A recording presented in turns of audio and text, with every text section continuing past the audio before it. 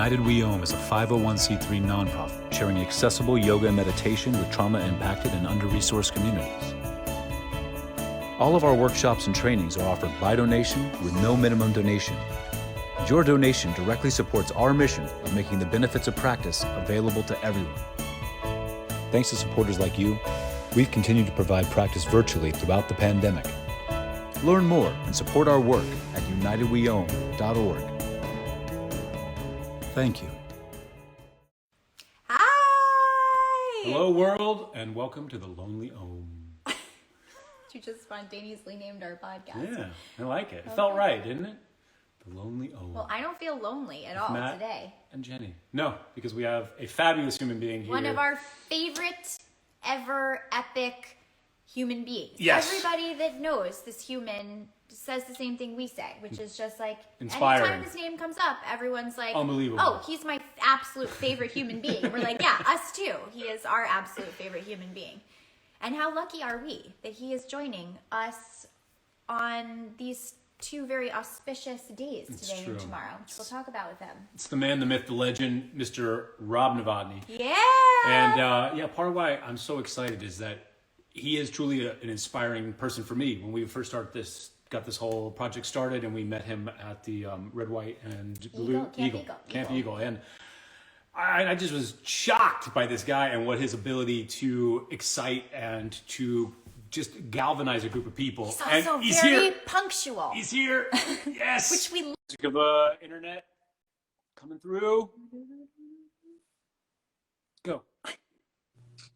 Yay! All right. Hi. Hello. Hi, guys. How are you? Good. This is really close to my face. This is great. You look I'm great, in dude. it. You look awesome. Thank you. It's been a while. Yeah. It's been a long time. A pandemic's worth. Years. You guys moved too. I mean, yeah. Yeah. There was a pandemic. I'm sure you were doing a few things, so Yeah.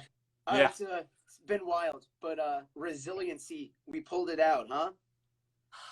It does seem that way. The tide seems to be turning, which is hopeful. Rob.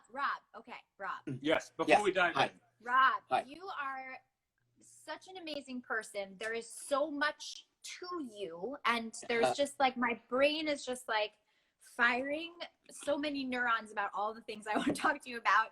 But I would be remiss if we did not start this by letting the world know who you are. Like, who are you in this world, and like, what are you passionate about? Can you just give us like that? Ooh. I know. The overarching. give us your pitch speech. Yeah.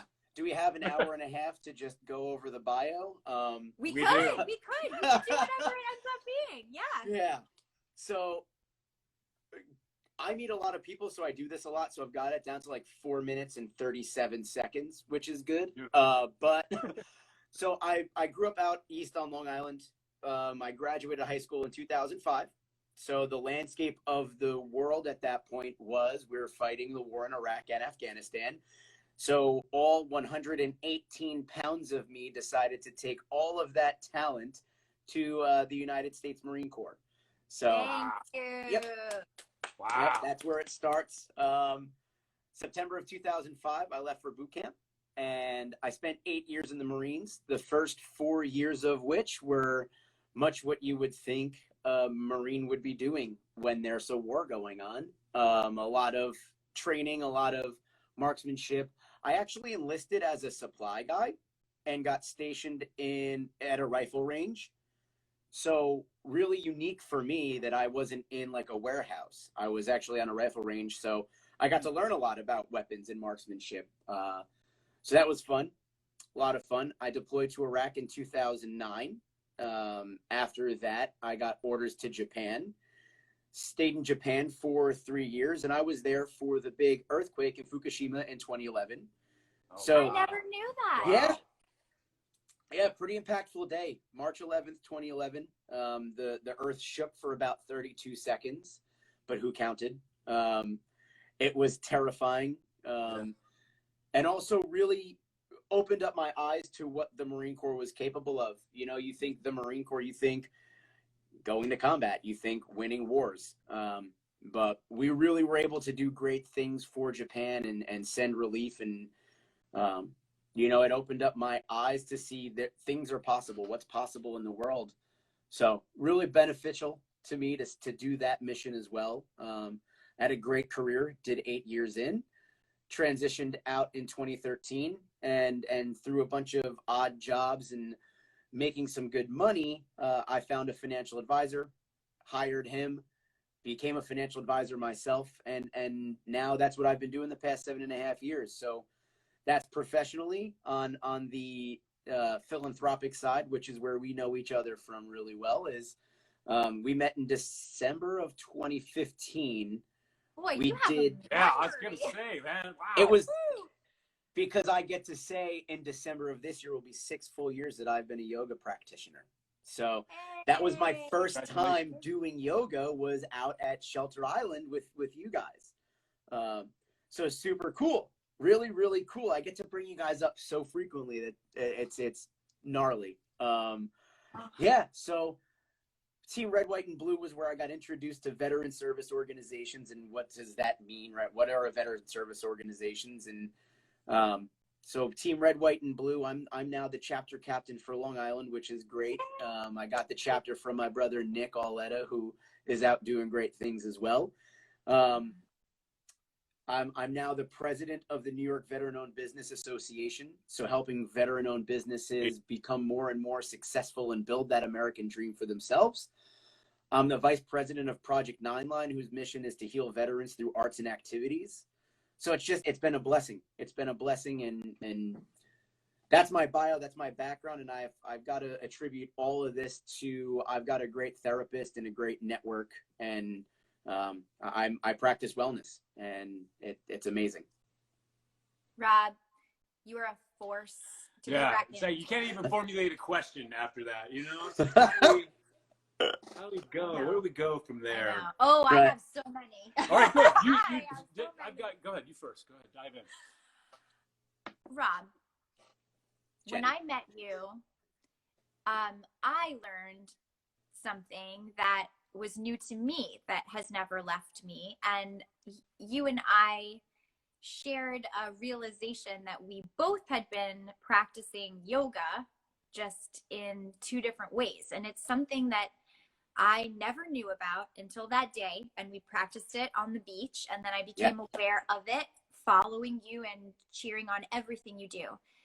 Rucking. Yes. Can you tell us about rucking and what that is and what that is to you and to perhaps other veterans and service members? Sure, absolutely. So we had this discovery on the mats when we were doing yoga, and you said yoga is rucking, so you've been practicing yoga for a while. And then as I've done more and more yoga, really yoga is everything. Yoga is everywhere. It's any activity that you're connecting to a breath and creating heat, right? So even shivering, right? If you're shivering because you're cold, you're creating heat, right? Maybe do a little stretch, boom, yoga. Love it. So it's everywhere. So for me, rucking actually shifted at that retreat. And for me beforehand, rucking was just something that, you know, I got to connect with nature, and I got to focus on just putting one foot in front of the other. And it was stress relieving. There was nothing else that I had to do.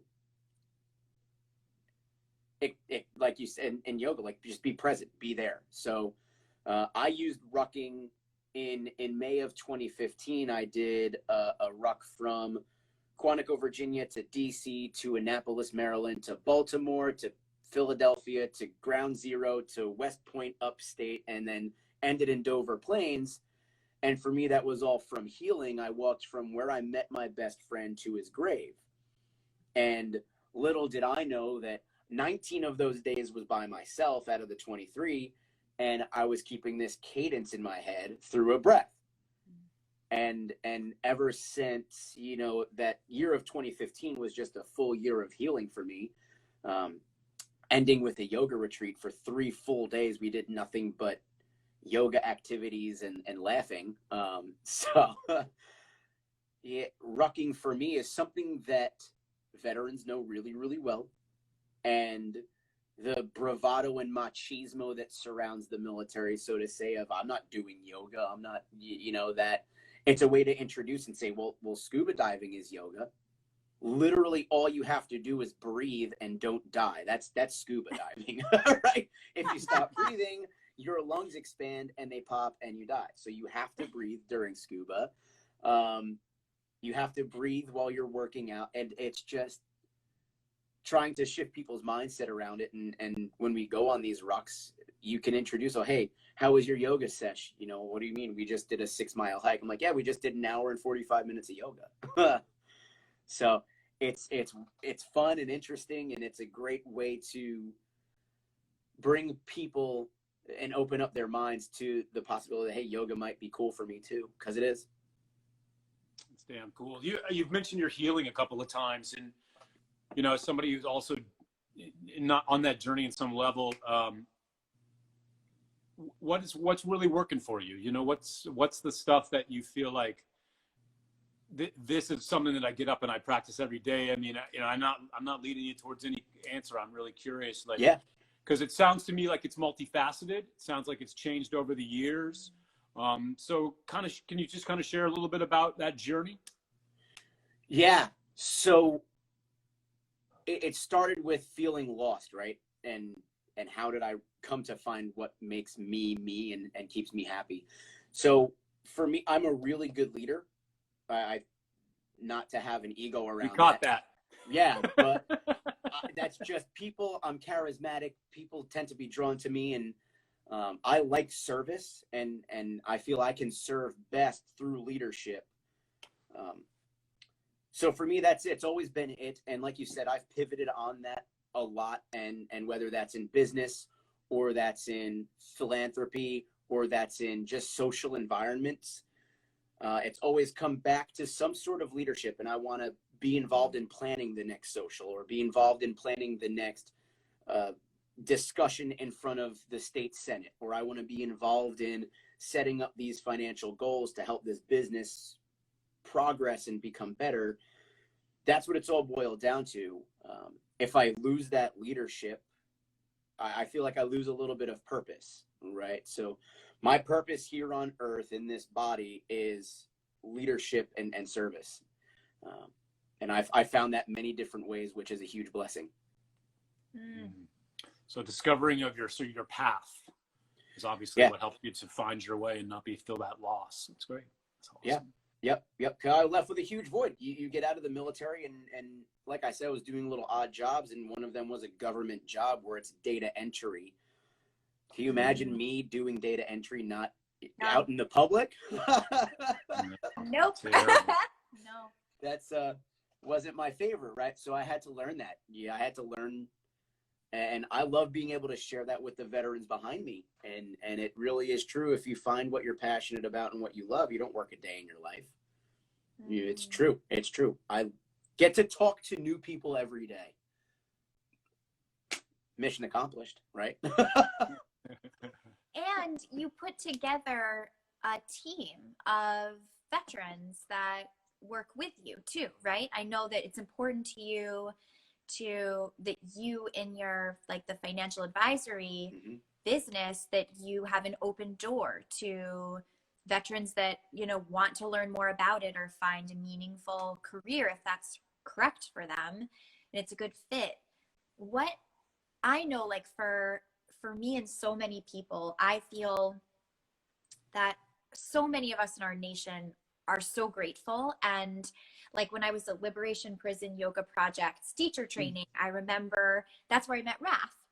And I remember the woman that was the director at that time, she said to us, we were talking about yoga service, and she said, I'll tell you who I always cherish when I find them, a veteran. She said, a veteran will never let you down. They are dedicated from the inside out to being of service and showing up, and they don't give up. I know this has been my experience of you and Raph and everybody that I got to meet through Red, White, and Blue. How do you think civilians can be more of a part of opening doors for veterans or creating a work environment that might seem like welcoming to veterans? Or I know, like, if we had a veteran apply to do any work for United We Own tomorrow, we would be like, get in here, let's do it. You know, like what can we do as civilians to like crack that door open, if, you know, in that way? Yeah, great question. So I love the veteran employment sphere.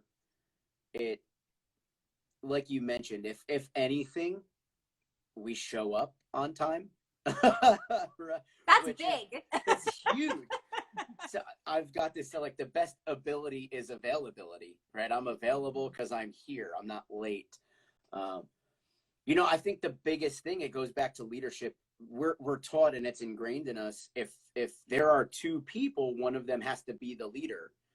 So we get taught that in our basic training in boot camp, that if four people are walking to the chow hall, so to say, one person should be in charge of that gaggle, so to say. So it's neat. And does it always happen? No, but in the back of your mind, you're like, we should probably be in formation in case a senior leader comes along and is like, why aren't you in formation? But we know that it's the leadership capabilities of a veteran is real world, right? It is real world. And we know how to simplify things and delegate things. So from that, you know, when you talk about opening the door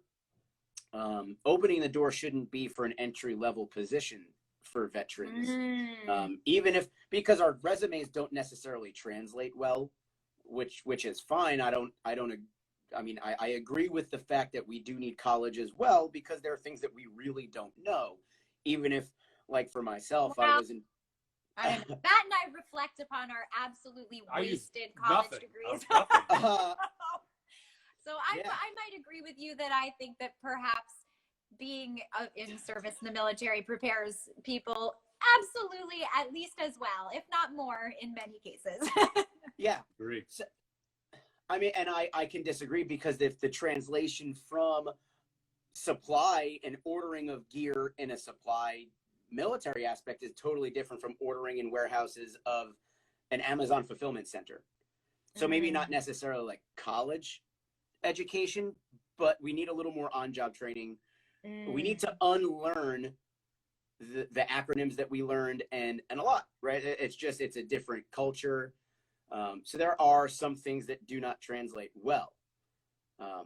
What does translate well is that leadership is, here is the problem we're having, and here we need a solution. We don't know it, nor do we as the leaders have time to figure that out. We've got to do what's coming up 6 months from now. This is an urgent issue, though. Veterans are really great in solving that. It's impressive, and it's, you know, people hire consulting firms for some things that veterans can be like, what? You paid this consulting firm $180,000 to figure out that instead of, I remember this one, Delta Airlines hired a consulting firm to figure out how they can save money on fuel. And the answer was, instead of having 3 olives in your salad, have 2 olives in your salad, because olives are heavy. And that was the answer. And it saved them like $6 million a year on fuel. I don't believe I know, right? Like, yeah, no kidding. Maybe like, and how you've got to think about, well, the real answer was like, why are you even serving salads on a plane, right? Get rid of the whole salad. Yeah. Throw the whole salad out. No one's coming on this plane for a salad. They're going from A to B. Never. All my fresh produce is aboard Delta. Yeah. Right? Yeah, exactly. Like, this is a fine cuisine salad here. But you figure that's got to weigh 2 tons. You get rid of it. You burn less fuel. It saves the environment. It's a win for everyone. But yeah, you could have told a veteran like, hey, here's our problem. They'd have been like, no one's going on board this plane for food, right? You don't need it. You just don't. And they could have saved the $180,000 for that consulting. That was a fun tangent. Sorry, I was. No, that's great. No, because it's a great point. Some of the service work that you do for veterans was involved in hiring, right? You mentioned that earlier. Did I make that up? No, businesses. Veteran Business Association. So, right. So the Go ahead. New York Veteran-Owned Business Association. So tomorrow's Veterans Day, and Did you know that, Rob? yes, I simply was more speaking to. It's on my Mickey Mouse calendar. Yes. All right, no, we're good. And I've talked about this with a couple of other civilians, that we want to say thank you to veterans for their service. And in some ways it kind of feels awkward. I don't know how to approach it. And so I'm wondering what can I do to express my gratitude to service members? And at the same time, in addition to that, what else can we do to be of service to veterans? Yeah. So I think of this, I've said this a lot recently. The Veterans Day has that velvet knife type of feeling. You're getting stabbed, but it's made of velvet, so it shouldn't hurt. And we get all of the free food in the world on Veterans Day, right? And there's the discounts and all of that, and it's great, and I love that. And people, if you ask anyone when did it start, when was the first Veterans Day and why, no one will know, and the reason behind it is it just people don't care, right? Which is fine. It's fine, right? I've chosen this life, and the people that do care about it know, and that's fine. I like that. It's fine. I don't necessarily know the reasoning behind every single day that pops up, right? So Veterans Day exists. It used to be Armistice Day, and it's when World War I ended. The 11th hour of the 11th day of the 11th month in 1918, the war ended.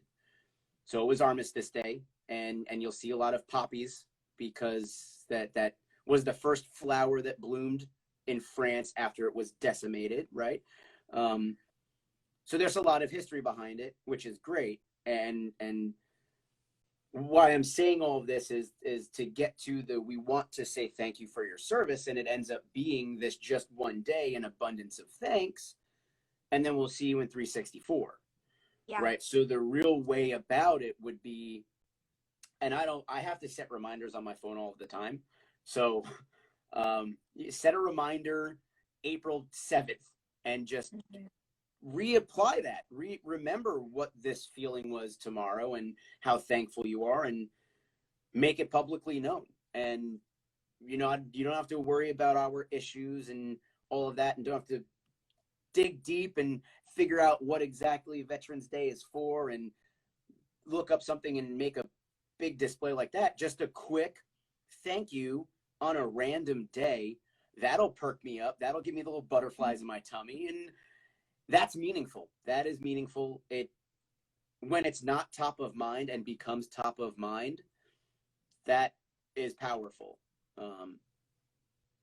So yeah. To do that on it, because I have expressed it, many times, because of our work, and then we do end up, working with lots of different veterans. So on the non-day, almost like, doing it, that is of value, and you do appreciate that, and you feel that other veterans appreciate that in a greater way. In the middle of February, we're not, something like that. Or whenever it comes to mind, something right. happens in the news and you become aware of it, and you remember, oh my gosh, all of these amazing people who made this sacrifice, right, and who actually express it out loud. Right. And this happened recently. We left Afghanistan, and there was that deadly bombing where 13 lives were lost, and everyone was in an uproar. How could we let the Taliban take over the country so quickly?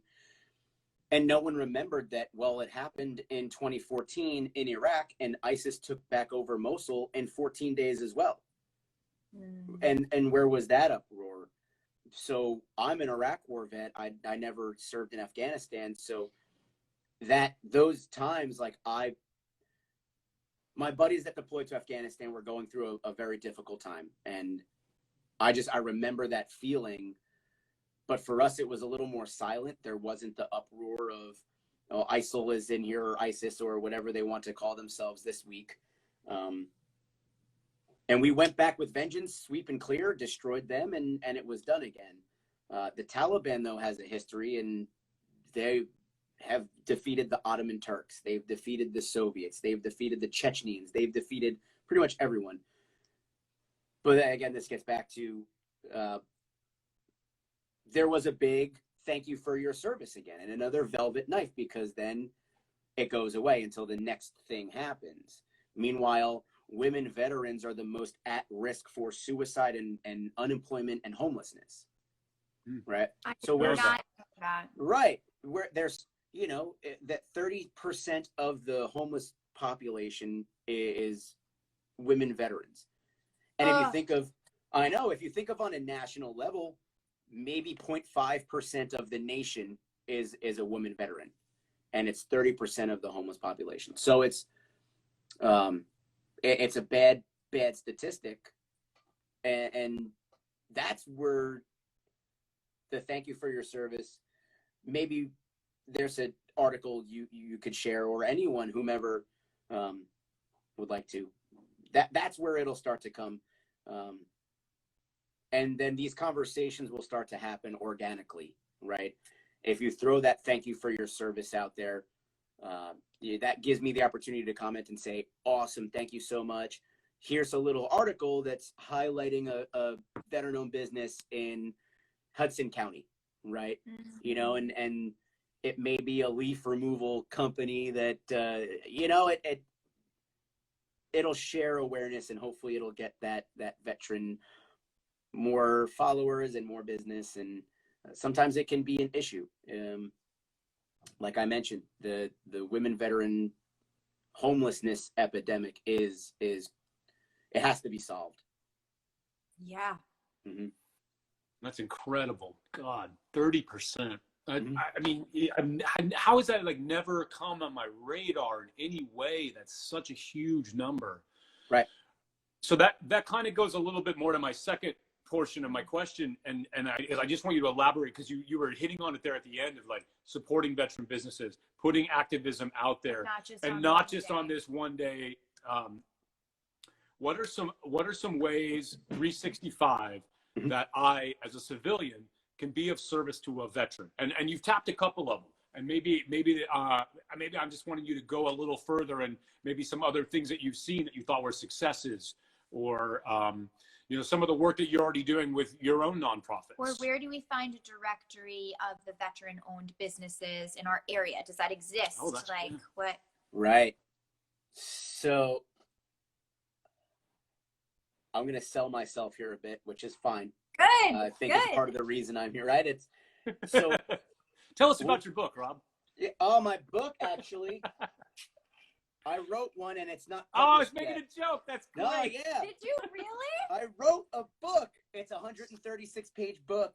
It's 12 chapters of 10 pages, and then little speeches in throughout. So, yeah. Great.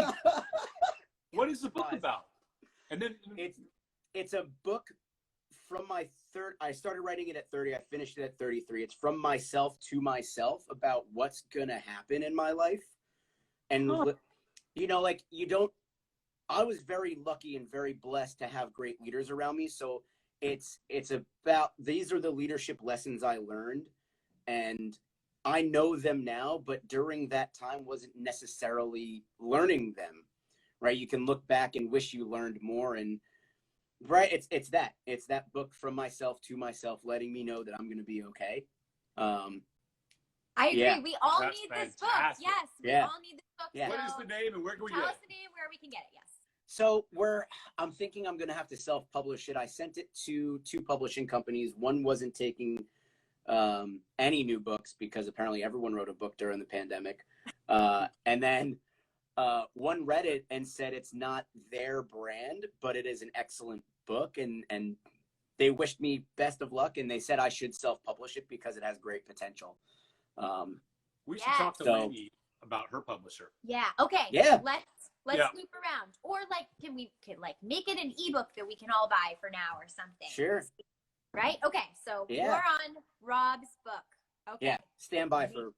It's called. Stand by. No, but that's a great idea that Jenny mentioned, because an ebook is a relatively simple thing to publish. And there was a woman that we were working with who was doing a yoga ebook that was focused on trauma. And then she was donating a portion of all the sales to trauma-focused nonprofits. And so, Yeah. I mean, what a beautiful way for you to continue to raise money for causes that you love. We all want to read Exactly. the book. That's the key. Yeah. Yeah. So I wrote it because, have you ever read Make Your Bed? It's backwards, but whatever. No. It's super. This is the only book that I gift to people, and on my desk here at home, I've got just a couple copies of it. So I'll shoot you guys up a copy, and it's very simple. It's simple stories. It's written from a Navy SEAL admiral, William McRaven, and I did it off of that book because it's such an easy read, and a chapter is dedicated to a different style of leadership, and part of it is empathetic leadership, and that really hit my mother, who happens to be one of my best friends in the whole wide world. She read it, and she read the chapter where it's one of the generals lost their son in combat.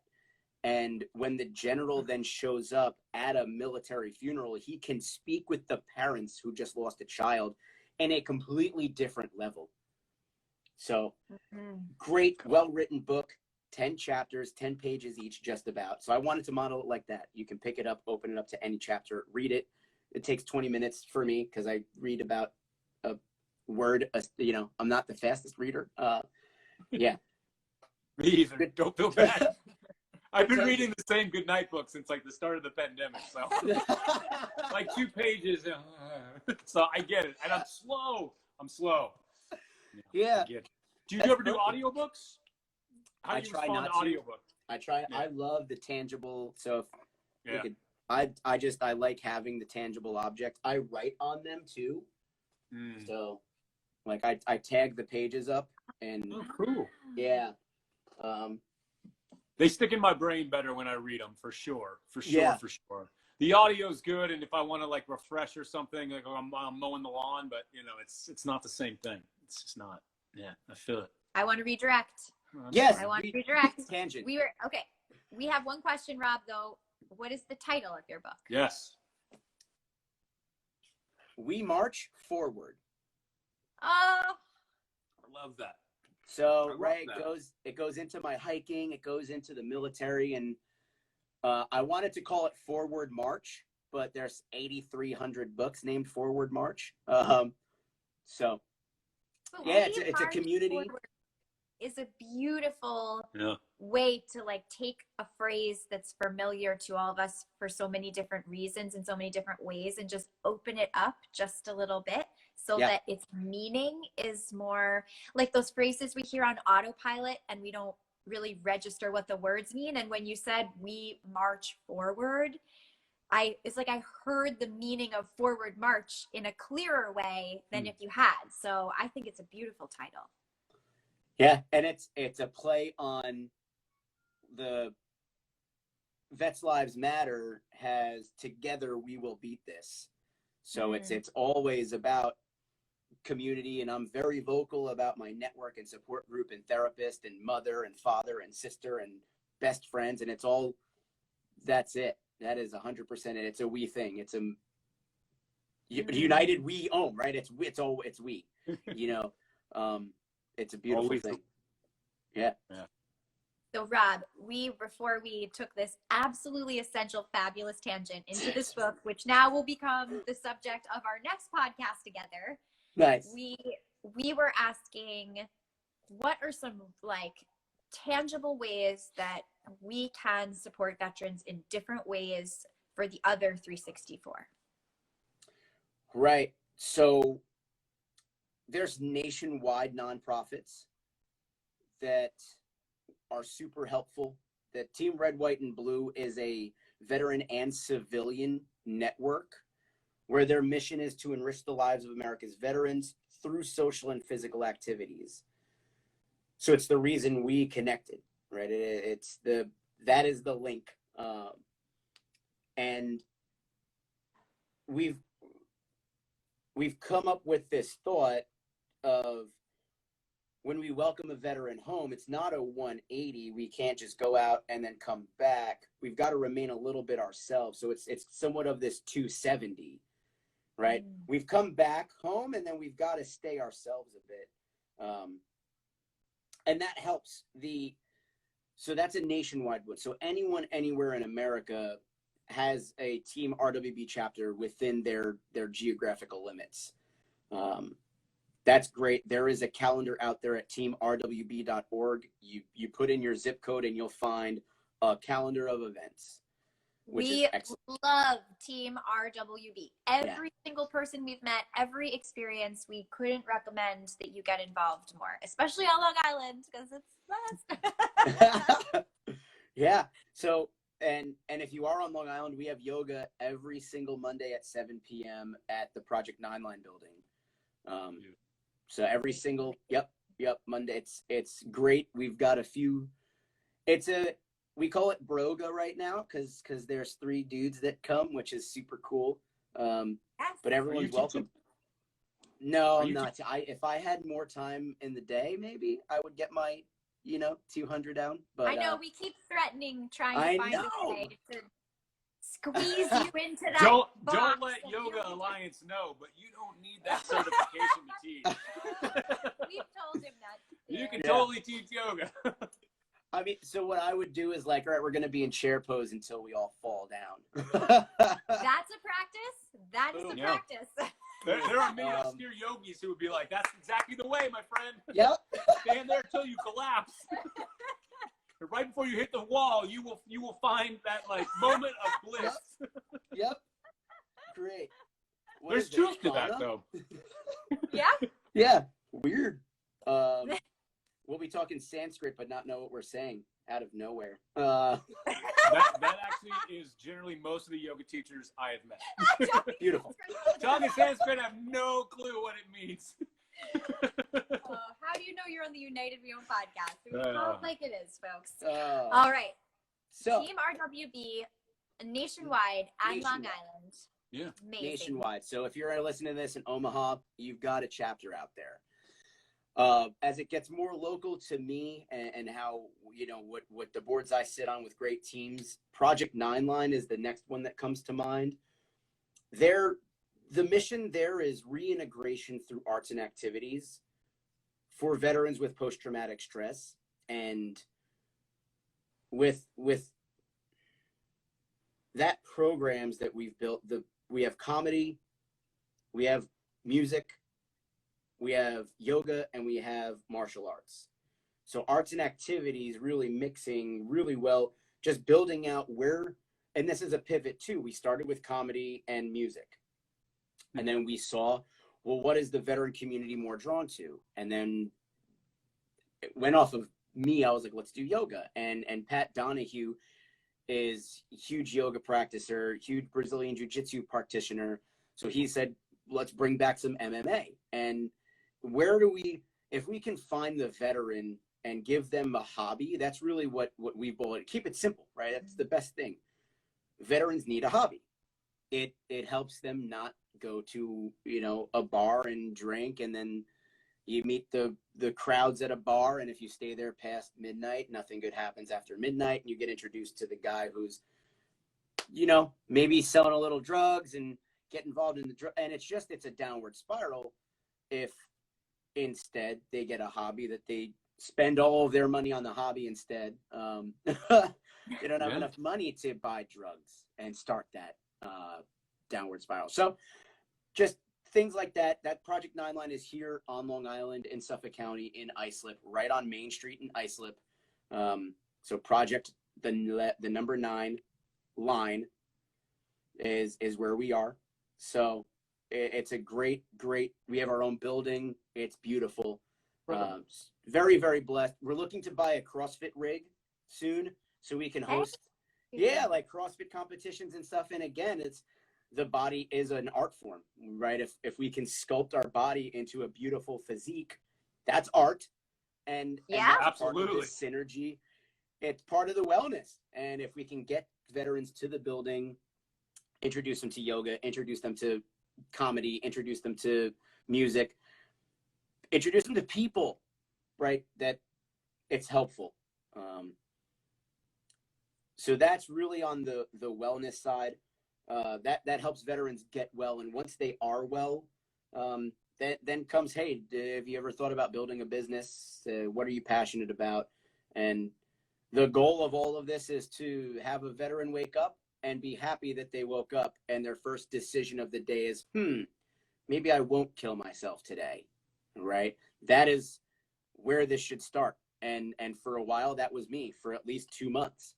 That was me from my best friend took his life July 12th of 2011, and I checked myself into a hospital September 11th of 2011. Because the first decision of my day, I was waking up and saying, today's not the day you're going to kill yourself. Maybe tomorrow, but today don't. And that's a really tough way to live. Yeah. So every veteran should not have that. Everyone should not have that. So my specific niche is veterans, though. Yeah. And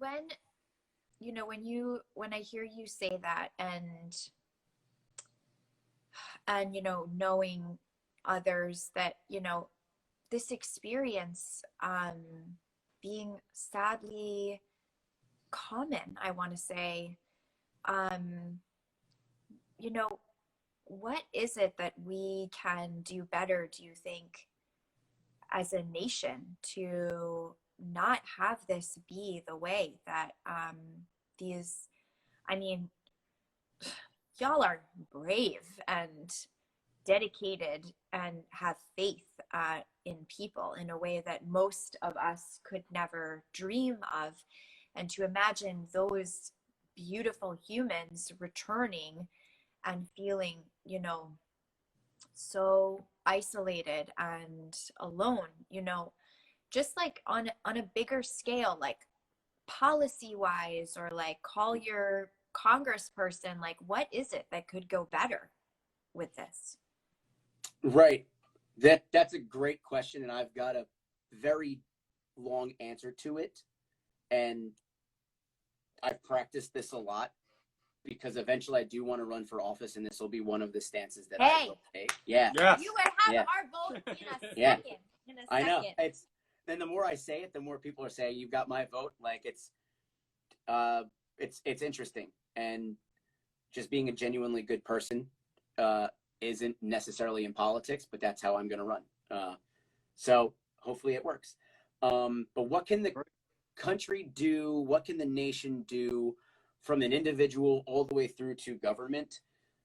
So step one has always been awareness. And this is helpful. This is supremely helpful. Whether there was one person live watching us or 10 million, if one more person knows that statistically 16 to 22 veterans will take their life today is accurate. That is the fact.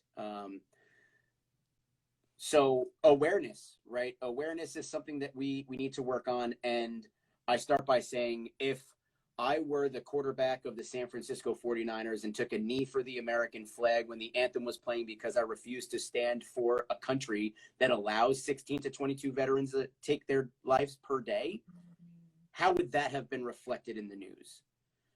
Right. So is it it's an awareness issue. It's a news cycle issue. So that's step one is always awareness. Right. And I've got a really great friend down here, Stefan Hespeler, who's been doing 22 push-ups a day from that 22 push-up challenge for 2,080 days or something like that, consecutively through colds, through I think one of his dogs passed away, through he got COVID. Every day did 22 push-ups, and people make fun of that. And like, how dare you? How dare you make fun of that? And like, oh, I'm doing it. And how is it really helping someone? Yes, because he didn't know 4.5 years ago. And how many people have found out since then? Right. Yeah. So awareness is a huge thing. And, again, it's that bravado and machismo that needs to be that needs to be shoved out of the military in general. So awareness. And then that second step is the culture in the military. That is changing. That is changing for the better. And it used to be when I was in, you can't go to medical to get seen for mental health. That's not a real illness. You're not sick. You've got to go do this field training for 2 weeks. Then when you get back, maybe. So that is changing as well. It started with these books, these leaders that are coming out with their stories of how they've sought therapy. And it's the most badass people out there. It's the special forces guys, it's Navy SEALs, it's, you know, all of these highly decorated, very much respected men and women that are out there saying, oh yeah, I've been in therapy for 20 something years. So it is changing. And there are going to be some guys and gals that are on the front lines with the troopers and saying that's silly, you don't need to go. And what I would hope is that in the military, the recruiters start to understand this. And a few people are saying this now. It's everyone's born with the same cup. You're born with the same cup, and it's a trauma cup. And there's a valve at the bottom, and some people know how to open it and some do not. So if I grow up with a alcoholic father and a heroin addict mother and on the wrong side of life, and there's parental abuse, physical, mental abuse, sexual abuse, if that is my childhood, you're not being taught love. So that as well. And a recruiter should be able to figure this out and realize, because once that cup is full, you may be on the brink of it being full, and you go into that first firefight, and that trauma is the trauma that sends you over the edge, and you're never going to be able to come back. Once the cup is overflowed, it's overflowed. You need to be taught these are the mechanisms to release these. You need to speak your truth. You need to be vulnerable. You need to have conversations with people about your trauma, because there's a community where everyone's had their worst day ever. If you're still here, you have a worst day. It is factual, right? And I don't care if your worst day is I've got blown up in a truck and I'm the only person that survived and I lost all 4 of my limbs, but my 4 best friends died. That's a worst day. Or my kids didn't put away their toys and they're not listening and they didn't eat their broccoli and I stepped on a Lego. Right. That is your 10. That is your worst day ever. We all have to realize that you don't compare it and say mine is worse. Like, it's still a 10 out of 10 on your worst day spectrum. How do we deal with that? And again, this gets back to recruiters need to understand it, that if these people are trying to enlist, maybe they should seek therapy for 6 months beforehand. Right. So the awareness, it's accepting people in the military like that and building a culture around therapy being a good thing. And then from a policy standpoint, I know, again, this is a long answer to a very difficult question. No, it's not an easy answer. Yeah. The policy should be veterans should be able to seek private health care and not have to rely on the VA. The Veterans Administration has done great things for me, and I value having that ability to walk into any VA hospital anywhere in America for any reason possible and be seen. That is a very big blessing that not a lot of people have, but I'm pigeonholed. You know, I cannot go and get a private therapist. I have to go to the VA and renew every 6 months to get assigned a VA appointed therapist who may have a private practice, which is great, but more needs to be done. More needs to be done there. And I think that is the answer. It is, you know, that ability to have a good therapist, right? And it's not lock up your guns, and the VA just put out a big commercial for lock up your guns if you're a veteran. A lock could save your life, which is true, but the real answer is I should be able to have a loaded weapon on me at any point in my life because I'm an American, and I shouldn't have the thought of this weapon's going to take my life. That's the real answer. So that's just crazy to me. I mean, we trusted them with loaded weapons, gave them specifically, and then suddenly they come home and you're going to take those away. Right. I don't understand at all. The issue, everything is a neutral prop. Like we say in the trauma-informed work, and the way we have come to understand it is that like everything in life is a neutral prop, and it's just a matter of how like our nervous system is responding to the neutral prop. And so that's a perfect example of an active service member who has this neutral prop, and it's, you know, it's where all feel like so safe and comfortable that this person has that. And then what is shifting? It's not the neutral prop. It's it's the nervous system of the person that now is interacting with that neutral prop in a completely different way. That's a danger to them. But both the veteran and the observer, right? Right. Because right. this person goes from being a soldier and someone we respect and someone who is, to suddenly a threat. Like the opposite. And nothing has changed. Nothing has changed. Except a border, maybe. Right. Right. And it's, from a public relations standpoint, it's awful because now every veteran is crazy. They can't have weapons. Right. Wow. So, yeah. And it's just insane. Yeah. Yep.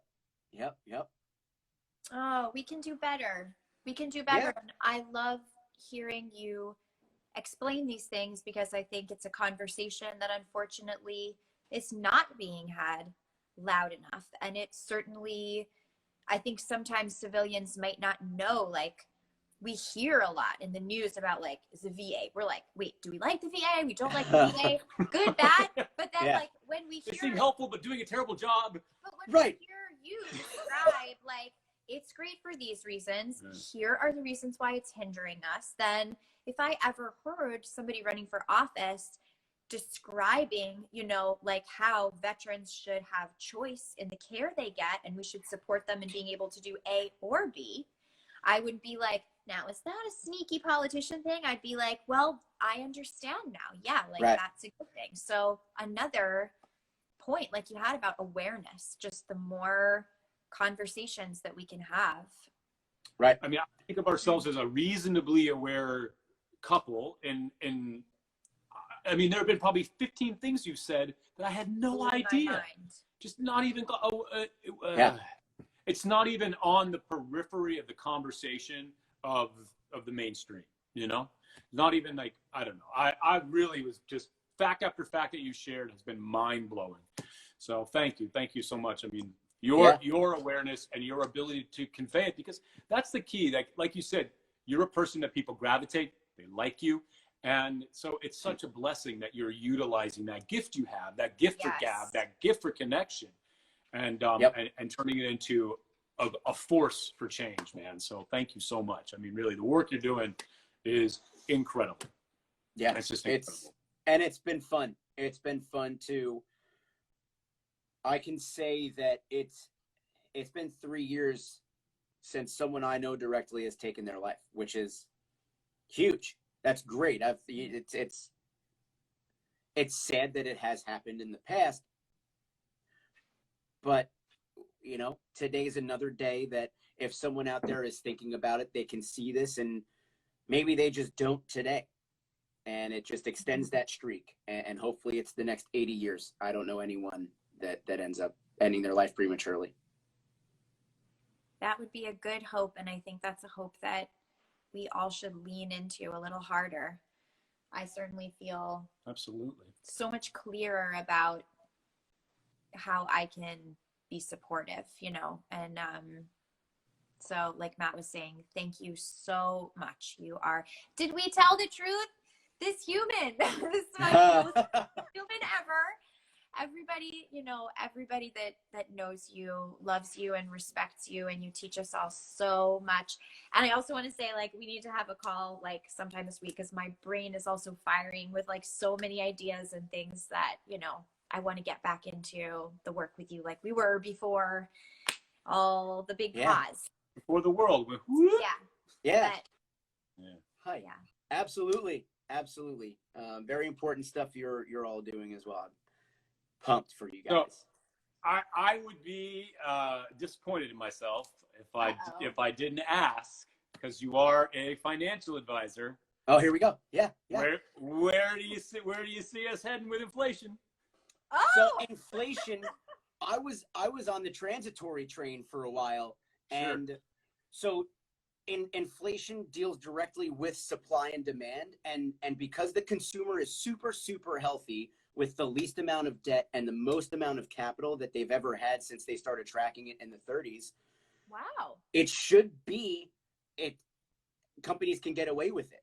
So it's a good thing overall, I think this holiday season, people are going to spend,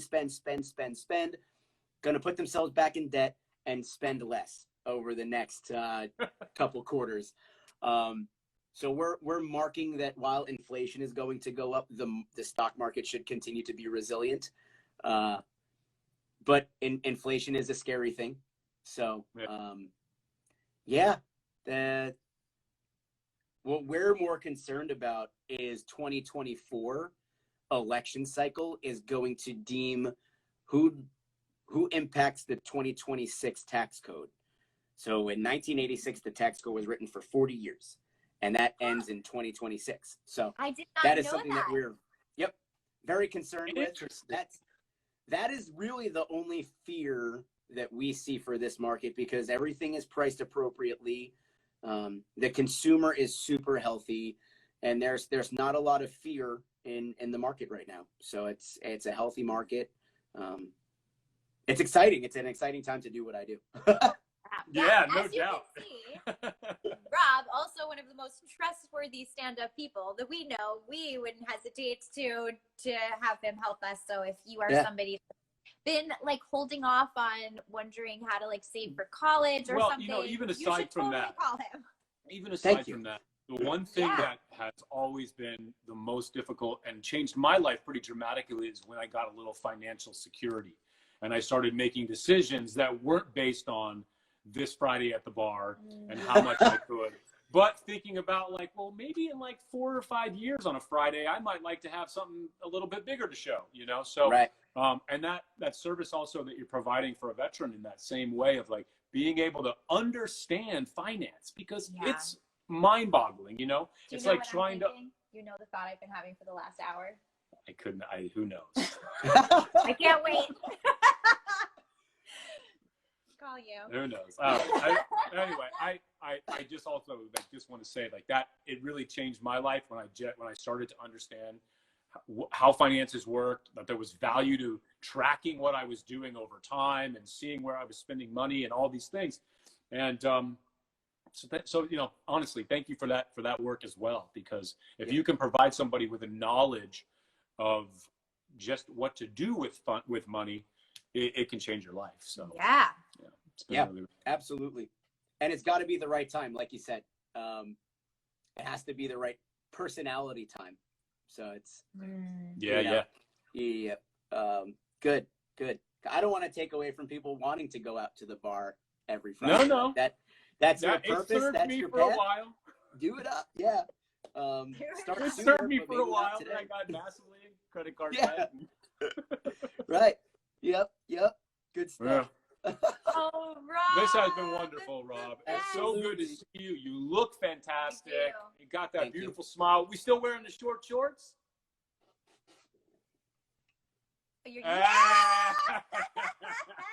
Absolutely. I'll never forget that moment, man. When I saw you in this huge ruck with your American flag and these short, like 1980s shorts, I was like, the fucking confidence level. This man is off the charts. Like, I can never do that. That's awesome. So confidence leveled up this summer. I wore my first Speedo. Wow, that is confidence. Yep. Did you manscape before? Nope. Nope. I am who I am. There you go. And we love you. And we love you. So everybody, this is a perfect day to start. Yes. If you're watching this now in this present moment, or you're watching the recording, which we will send out to our newsletter so everybody can hear these things they can do. Think of tomorrow as day 1 of 365. Follow along with Team Red, White, and Blue, Project 9line, Rob. Look up your local veterans directory. Find out what your local representative's take is on supporting veterans and veterans healthcare. Let's lean in for these beautiful people, because they do for us. So thank you, Rob, so much. Thank you very much. Absolutely. And one last little ad. It's really one of my big takeaways from this whole thing is that if we started to apply the things that the veterans sort of instinctively know, this idea of dedication, of going and getting it done, getting the job done, like bringing that to the table as civilians, Yeah. learning from the wisdom of the veterans and applying that to the service of the veterans. I feel very inspired by your words and your wisdom, man. And I've been inspired since the first day I met you. Yeah. Like, I mean, just to be able to wear shorts like that. But Yeah. seriously, man, thank you so much. And You're happy such a wonderful birthday. person. We're so grateful. Happy to you. birthday, Marines. Yes, Yay. indeed. I got- So everyone knows I got Chesty Puller, the world's most famous Marine, for my birthday. So happy birthday, Marines. That's fabulous, man. Matt, You're the Jenny, best. thank you guys so much. You Thank are so you, amazing, Ron. man. Go be you. Have an amazing day. We'll see. Bye, guys. Speak to you soon. Okay, Bye-bye. bye.